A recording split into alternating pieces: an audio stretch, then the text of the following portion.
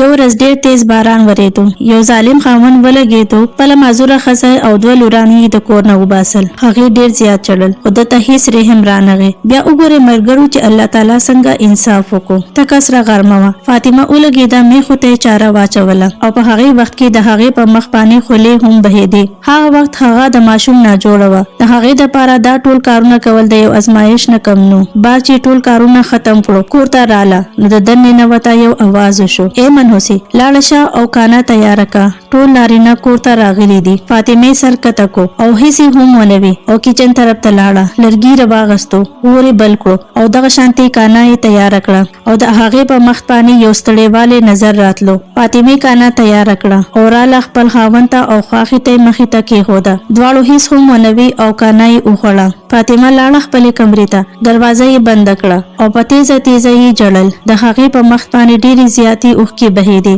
د فاطمې د واده 3 کاله شوي وو. دا په لومړي ځل باندې مور جوړېدو واله وه. دایي ورته ویلي وو چې ستا به 2 ماشومان کېږي، خو هغې ته پته نه وه چې دا هلکان دي او که جینکۍ دي. خواښې او خاوند ورته ویلي وو چې که ستا زامن وشو نو دې کور کې به پاتې کېږي او که لورانې دې وشوې نو په دې کور کې ستا دپاره هېڅ ځای نشته. هغې په زړه کې یو عجیب شانتې یره وه او دغه شانتې په شونډو یې خاموشي وه. دغه شانتې ورځې تېرېدې. هغه وخت راغی چې په فاطمې باندې درد راغی. د ګاو دایي را وغوښته. ګاو دایي دننه لاړه او څه وخت پس چې بار ته راله نو هغې ته یې ویې چې مبارک شې، 2 لورانې شوي دي. فاطمه خو ډېره خوشحاله شوه خو د هغې خاوند او خواښې له ډېره زیاته غوسه ورله. ته خو یې منوسه، اوس دې راپسې لورانې هم پیدا کړې، د هغې بوج دې هم په موږ باندې واچو. او دغه شان د هغې خواښې او خاوند د هغې ځای نه لاړو. فاطمې خپلو لورانو ته کتل او ژړلې او په زړه کې یې دا سوچ کو چې بس زما هم دا زندګي ده، تش ذلت، تانی او تنهایانې. څو ورځې پس فاطمې ته چکر راغی. هغه بېهوشه شوه. هغه کچن طرف ته لاړه، اوبه یې څښلې. په دغې ټیم کې د هغې د خولې نه یو تیز اواز ووتو او په ځمکه باندې راتاوه شوه. د دردونو د وجې د هغې ټول جسم بېهوشه شوی و. د هغې خاوند او خواښې رالو. خاوند یې ولګېدو. ماجد خواته هسپتال ته یې بوتله. ډاکټرانو وله معاینه وکړه او ویې وته چې د دې د خپې هډوکی مات دی، علاج یې ډېر ګران دی او وخت پکې هم لګي. فاطمه چې واپس راتله نو په ویلچیر باندې راله. د هغې په مخ باندې یو عجیبه شانتې ستړیوالی او په سترګو کې یې اوښکې وې او په شونډو یې خاموشي وه. د هغې د خاوند غوسه اوس هم هغه شانتې وه او فاطمې د الله نه دا دعا کوله: یا الله، کله هم یو ښځه زما په شانتې بې بسه نه کړي. څنګه چې کور ته راله نو د هغې خاوند د هغې نه نور هم غوسه و. هغې ته یې ویل چې دا دې راپسې لا نوره خرچه را وباسله، تا علاج او هم دا لورانې، زه دا ټول هر څه نشم کولی. د هغې خواښې به هم هغې ته ډېرې زیاتې خبرې اورولې او مخ یې ورته جوړ کړی و. د فاطمې صبر نور ختم شوی و. هغه په قلاره قلاره کمرې ته لاړه او 2 لورانې یې په غېږ کې راواغستې او د سینې سره یې ولګولې او هغې ته یې وویل چې څوک هم تاسو زما نه نشي جدا کولی، ستاسو خیال به هم زه ساتم. د هغې سلګۍ په ټوله کمره کې اورېدې شوې. بل سحر د هغې خاوند ډېر په غوسه کې دننه راغی. په هغه ورځ باندې ډېر زیات تیز باران ورېدو. ډېرې تیزې وریځې راغلې وې او ګیره چمک شروع و. ماجد یکدم دروازه کولاو کړه، دننه راغی او هغه مخ چې و د غوسې نه تک سور و. هغه فاطمې ته وویل چې ما فیصله کړې ده چې زه به 2یم واده کوم او جینۍ والا دا شرط یې ایښی دی چې ته به خپله مخکنۍ ښځه د کوره وباسې. فاطمه ډېره زیاته حیرانه شوه او ماجد ته یې وویل چې دا ته څه وایې؟ دا خو ستا هم لورانې دي، دی به زه چېرته بوځم؟ خو ماجد هېڅ رحم ونه کړو او نه د هغې خواښې سره رحم وکړو. د هغې خواښې وویل چې ماجد بالکل صحیح کړي، دا منوسه ده، دا وباسه د کوره او د دې لورانې هم د کوره وباسه. ماجد ولګېدو. د هغې ویلچیر یې راښکو او بار ته صحن ته یې وباسو او بیا یې د دروازې نه بار کو او دروازه یې بنده کړه. په دغې ټیم کې باران ډېر تیز و. د هغې په مخ باندې د باران سره سره اوښکې هم بهېدې. هغې ډېرې چغې وباسلې خو چا هم دروازه کولاو نه کړه. هغې په قلاره قلاره ویلچیر راښکو او روانه شوه. په لاره روانه وه. په مخ یې اوښکې بهېدې او د الله تعالی ته یې دا فریاد کو چې الله، اوس ته هم صرف زما سهاره یې، ته به هم زما مخکې مدد کې. په دغې ټیم کې دې ته یو سوچ راغی. دې ته د خپل مور کور رایاد شو او د خپل پلار کور ورته رایاد شو. فاطمه به د خپلې مور سره په یو کور کې اوسېده. د هغې د مور انتقال چې و ډېر په بچپن کې شوی و خو د هغې پلار هغې ته هیڅ کمی نه وه محسوس کړې. د هغې پلار به د هغې ډېر زیات خیال ساتو.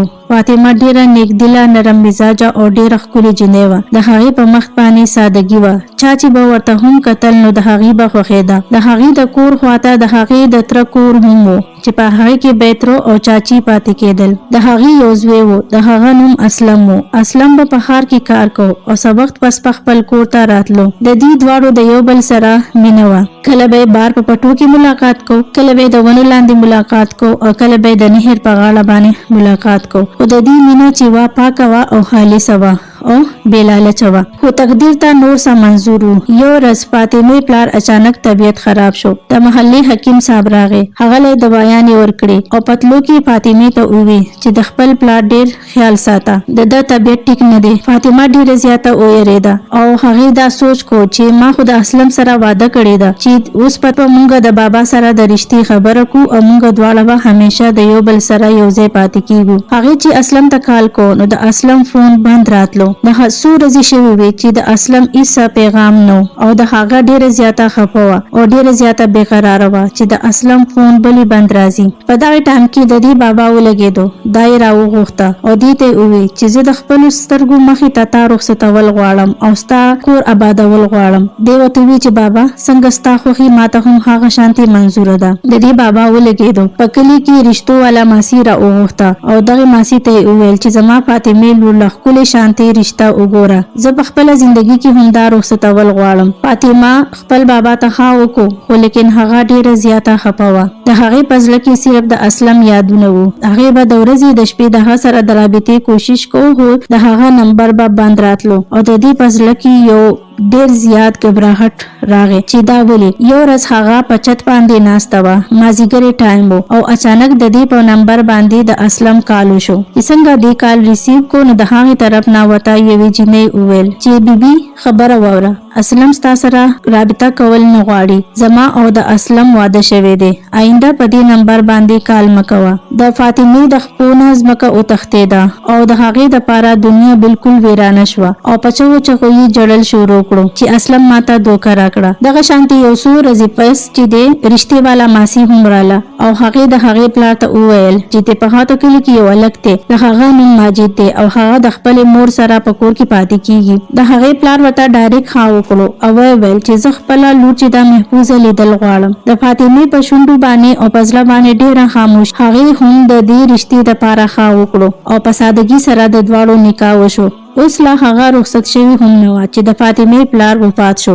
دا د هغه آخري سهاره وه. بیا چې کله فاطمه واده شوه نو د هغې ماجد کور ته تلو داسې وو لکه د غم یو کور ته چې بنده لاړ شي. هر وخت به ماجد غوسه و. د هغې سره به بدې بدې خبرې کولې او د هغې خواهی به هر وخت په هغې باندې شک کولو او دا به یې هر وخت وخلا او ټکوله. لیکن نن خو یې د ظلم انتها کړې وه. د دوو ماشومانو سره یې د کوره بار ته وباسرې وه. حالانکې په هغې ورځ باندې ډېر زیات تیز باران هم و او هغه ناجوړه هم وه. خپه یې هم ماته شوې وه خو لیکن هغې د هغې هېڅ خیال هم ونه ساتو. دغه شانتې د دې په زړه کې خیال راغی چې ځم د بابا کور طرف ته، شاید چې هلته زه د خپلې لورانې په عزت سره وساتم. په دغه ټایم کې باران ودرېدلی و او نور چې دی لږ لږ راختلی و خو موسم چې و اوس هم یخ و. فاطمه د څو غنټو د سفر نه بعد اخرکار د خپل پلار کور دروازې ته راله. چې وکتل یې نو دروازې ته تاله لګېدلې وه. فاطمه ډېره زیاته خفه شوه او دروازې ته یې کتل او ولاړه وه. په دغه ټایم کې یو انټي راله چې څنګه فاطمه ولیده نو هغې ته یې ویل چې تو فاطمه یې؟ د فاطمې د سترګو نه اوښکې بهېدل شروع شو او په خفګان سره یې ورته ویل ها زه فاطمه یم، ما ته دا دروازه کولاو که. زه ډېرې خبرې نشم کولی خو ما ته دا دروازه کولاو که. هغه ښځه ولګېده. د هغې په سر یې لاس کېښودو او هغې ته یې وویل چې اوس تو یوازې نه یې، راځه زه ستا ملګرې یم. فاطمې ته داسې لګېدو چې اوس به ابا راشي او ما ته به ووایي چې فاطمې دننه راځه خو لیکن هلته هیڅ نه و. هلته بالکل خاموشي وه. په هر څه باندې خاورې او لتې وې. هغې ښځې فاطمې نه تپوس وکړو ستا خاوند څه شو او ته په ویلچیر باندې ولې؟ دا چې فاطمې واورېدو نو هغه په تیزه تیزه په ژړا شوه او هغې ته یې وویل چې زما خاوند زه د کوره راوباسلی یم ځکه چې زما دوه لورانې شوې وې او زما خپه هم معذوره شوې ده. هغه ماله علاج ونه کړو او زه یې د کوره راوباسلم. هغې ښځې د هغې په سر لاس کېښودو او هغې ته یې وویل چې اوس ته یوازې نه یې، زه به ستا خیال ساتم او ستا د لورانو خیال به هم ساتم. فاطمه ډېره زیاته خوشحاله شوه او د الله شکر یې ادا کو چې زه چې زسنه سو وسیله خو زما جوړ شو. بل طرف ته د ماجد په کور کې ټوله کہانی بدل شوی و. د ماجد واده د یو جنې سره شوی و چې هغه ډیره زیاته ناکاره ډیره زبان درازه و چې څنګه کور ته رااله نو د ماجد مور ته خپل اوقات یاد کړو چې زه ستا نوکر نه یم، ته خپل کارونه په خپله باندې کوه او نه زه فاطمه یم. د ماجد مور به د ورځې د شپې جړل چې ماله خدای پاک څومره نیکه انګور راکړی وه، خو ما یې خیال ونه ساتو چې اوس الله ماله د هغې سزا راکړي. او هلته فاطمه د خپل پلار په کور کې د خپلو لورانو سره پاتې کېده.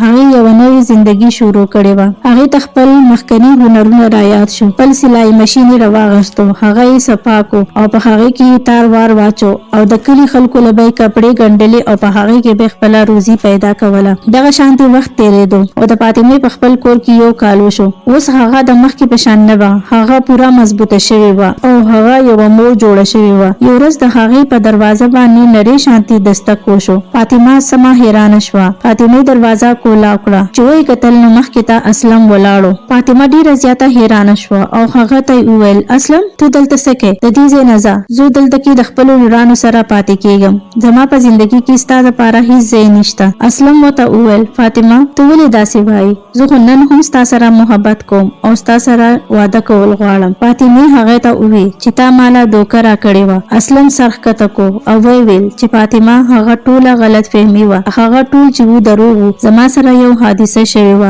زما اکسیډنټ شوی و او زه د څو ورځو نه په هسپتال کې بیمار وم. زما فون د دفتر د جنې سره و چې هغې به زما سره مینه کوله. هغې ته پته وه چې زه ستا سره مینه کوم. څنګه چې هغه ولګېده یو ورځ تا ته فون وکړو او تا ته یې داسې وویل چې زما او د اسلم واده شوی دی، حالانکه زما او د هغې واده نه و شوی. او کله چې ما ته هوش راغی نو په هغې کې ډېرې میاشتې تېرې شوې وې. ما ستا د کتلو ډېر کوشش وکړو، زه کلي ته رالم خو چا راته وویل چې د هغې د ابا انتقال شوی دی او د هغې واده شوی دی او د دې ځای نه رخصت شوی ده. تر ننه پورې زه په دې امید کیم چې شاید ته به چېرته کله واپس راشي. دغه شانتې د فاطمې د سترګو نه هم اوښکې بهېدې. هغه په ځمکه کېناسته او مخ یې په لاسونو پټ کو او په تیزه تیزه یې ژړل. اسلم د هغې خواته راغی او هغې ته یې وویل چې دا ټوله خبره چې ده دا رښتیا ده او اوس چې دې ته یوازې نه یې، زه ستا سره یم. زه تا ښار ته بوځم او تا له د خپې علاج هم کوم او دې ماشومانو له به زه د مور او د پلار د دواړو مینه ورکوم. فاطمه مسکۍ شوله او اسلم ته وی چې نه اسلم داسې نشي کېدی. خو اسلم هغې ته ووی چې زه ستا سره واده کول غواړم. ما اورېدلی دي چې ستا خاوند تا ته طلاق درکړی دی. تو زما عزت یې او زه ستا اسره یم او زه به همیشه ستا سره ولاړ یم. دغه شانتي فاطمې د هغه خبره ومنله. فاطمې او اسلم په سادګۍ سره نکاح وکړو او دغه شانتي دوه زړونه د یو بل سره میلاو شو د یوې اوږدې جدایۍ نه بعد. اسلم ولګېدو. فاطمه د بچو سره ښار ته راوسته. هلته یې هغې له علاج هم وکړو او د هغې هلته یو غټ کور او کامیاب کاروبار و. په یو څو میاشتو کې د فاطمې خپه بالکل ټیک شوه. فاطمې به د اسلم شکریه ادا کوله او اسلم به د هغه ډیر زیات خیال ساتو. بالکل هغې ته به دا نه محسوسوله چې دا طلاق یافته ده او د دې لورانې چې دي د هغې پلار نشته. بالکل هغې ته به د خپل پلار په شانتي مینه ورکوله. فاطمې به اکثر د شپې تهجد کول او الله ته به ویل چې یا الله تا زما صبر ضایع نه کو، تا زما په زندگی کې اسلم راولې او اسلم زما د پاره د یو رحمت نه کم نه دی. دغه شانتي هغې پرسکونه او د محبت سره زندگی تیروله د خپل بچو سره او د خپل خاوند سره. او بل طرف ته ماجد په یو خطرناکه بیماری کې مبتلا شوی و. د هغه مور هم په خطرناکه بیماری کې مبتلا شوی و او مړه شوی و او د ماجد ښځې د هغه ټول مال غایب کړی و او تختولی و. اوس هغه بالکل خالی خات پاتې شوی و. ماجد به اوس په لارو کوڅو کې خیر زکات ټولو. دغه شانتي ماجد هم معذوره شوی و، په ویلچیر باندې به او سوال به کوو، د خلکو نه به پیسې غوښتلې او فاطمه به د خپل خاوند سره او د لورانو سره ښکلې گزاره کوله او ښکلی وخت به ورسره تیرو او هر وخت به د الله تعالی شکر ادا کو چې الله تعالی مالا د خپل صبر میوه ضرور راکړه. یو ورځ فاطمه خپل لورانې سکول ته بوتلې. د سړک په غاړه باندې را روانه وه. خپل لورانې د لاس نه نیولې وې او په لاره باندې یو بیکاري ولیدو چې د هغه ډېرې زړې کپړې اچولې وې او کمزور جسم و او خاورې پیسمې اولتې وې. فاطمه ولګېده او او هغه له پیسې ورکولې. څنګه چې مخکې لاړه نو هغه بیکاری هغه ته وکتل. هغه پوه شو چې دا فاطمه ده او فاطمه هم هغه ته وکتل چې دا هو ماجد دی. هغه ته پیسې کېښودې او روانه شوه. او دغه شانتي او ماجد چې دی په خپل زړه کې دا سوچ کو چې ما څومره بد کړی وو، ما خدا د کوره وباسلې وه، حالانکه دا بیماره هم وه، په ویلچیر باندې وه. نن الله تعالی زما سره څه وکړو، څومره ظلم چې ما په دې باندې کړی وو، الله تعالی نن زما سره هم هغه شانتي وکړو. او دلته د فاطمه په حصہ کې صرف عزت او سکون او خوشحالي وه. ملګرو کو تاسو ته دا کیسه خوښه راغلی نو چینل سبسکرایب کړئ.